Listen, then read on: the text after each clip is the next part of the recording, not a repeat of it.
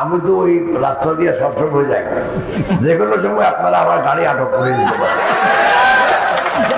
এইটা হলো স্যার আমাদের গভর্নমেন্ট রিপোর্ট, স্যার পরিবেশ অধিদপ্তরের মহাপরিচালকের এই সিনারি, এবং তারা গভর্নমেন্টের কারা কারা বিসিএসের বড় বড় অফিসার ছিল, মাসুদ ইকবাল থেকে আরম্ভ করে কমিটি ফুল কমিটি, এই চিত্র এবং এই অবস্থা দাগ দিয়ে স্যার কি সরকারি এই রিপোর্টটাতে দেখা যায় পরিষ্কার ইপিজেড আমাদেরকে গজব করে দিচ্ছে স্যার। এই পুরা রিপোর্ট এই দেন স্যার, স্বাক্ষর আছে কারখানা সহকারী পরিচালক পরিবেশ, শওকত আরা কলি উপপরিচালক, সৈয়দ আহমেদ করিব উপপরিচালক পরিবেশ অধিদপ্তর, সৈয়দ মঞ্জুরুল আহসান পরিচালক পরিবেশ অধিদপ্তর, মাসুদ ইকবাল মোহাম্মদ শামীম পরিচালক পরিবেশ অধিদপ্তর সদর দপ্তর ঢাকা।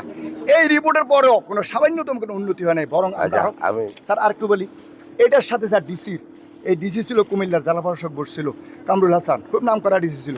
উনি একটা মিটিং করে 590 কোটি টাকা ক্ষতি এবং এই পরিবেশ অধিদপ্তর কিছু করে নাই, এটার বিরুদ্ধে স্যার এটা একটা রিপোর্ট উনি প্রতিবেদন দিছে। আর আমরা যেন বিভিন্ন সময় বিভিন্ন আন্দোলন সংগ্রামে এই বাংলাদেশের সব জায়গায় মন্ত্রণালয় ঘুরছি, সব কফি পানিটা আমিও দেখলাম, পানিটা দেখে আমারও খুব মন খারাপ হয়ে গেছে। পরিবেশ এরকম হওয়ার কথা না। আমি আপনাদেরকে একটা কথা দিতে পারি, এর ভিতরে কিছু কিছু কাগজ আমি আগেও করছি, আমি রিপোর্টও চাইছি, একটা রিপোর্ট পাইছিও, আমি সদ্য এমপি সাহেবকে ওটা দিয়েছিলাম, তার সামান্য। তো আমি যখন এখন নিজে স্বচক্ষে জিনিসটা দেখলাম, এই সপ্তাহের ভিতরে আমি ইপিজেড অথরিটির সাথে কথা বলবো, ওনারা কোন মন্ত্রণালয়ের আওতায় আছে এটা আমাদের বিবেচ্য বিষয় না। আমাদের বিবেচ্য বিষয় হইল যে যারা পরিবেশকে দূষণ করতেছে, পানি দূষণ করতেছে, জনগণের ক্ষতি করতেছে, সেখান থেকে এমন ব্যবস্থা নেওয়া যাতে করে জনগণের যা ক্ষতি হয়েছে ভবিষ্যতে যেন ক্ষতি কমিয়ে আনা যায়। আমি এও বিশ্বাস করি যে ঠিক আছে, ইপিজেডও যেমন দরকার সেরকম আমাদের ভালো পরিবেশও দরকার।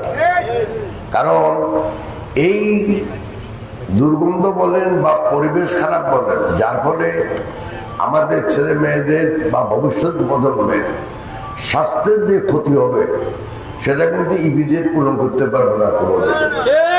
কারণ এই বয়সে একটা ছেলে বা মেয়ের যখন মানসিক বিকাশ, মনস্তাত্ত্বিক বিকাশ, শারীরিক বিকাশের দরকার, তখন যদি সে একটা দূষিত বাতাসে, দূষিত পানির দ্বারে বসবাস করে, তাহলে কিন্তু ওদের সেই মানসিক, শারীরিক, মনস্তাত্ত্বিক এবং যে বিকাশ দরকার সেটা কিন্তু হবে না।